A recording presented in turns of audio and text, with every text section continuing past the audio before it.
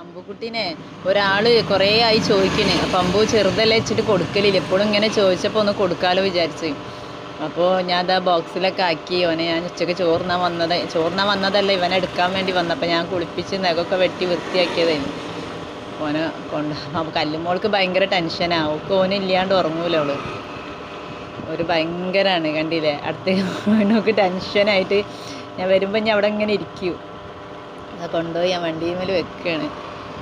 ഇനി ഓർക്ക് ഷോപ്പിലേക്ക് കൊണ്ടുവന്നാലും ഒരു വാങ്ങി കൊണ്ടുപോയിക്കോളും.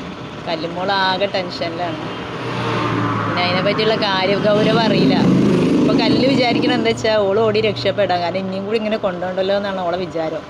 പക്ഷേ കുറച്ച് നേരം ഓനെ കാണാണ്ടാവുമ്പോഴേക്കും ഒക്കെ മനസ്സിലാവാം. അങ്ങനെ അമ്പുക്കുട്ടി പോവാണ് കേട്ടോ. ഒരു 4-5 ദിവസം ഇനിയിപ്പോൾ ഓർക്ക് വേണ്ടി വരും അമ്പൂനെ. അത് കഴിഞ്ഞ് അമ്പൂനെ തിരിച്ചു തരാമായിരിക്കും. പക്ഷെ ആ 4-5 ദിവസം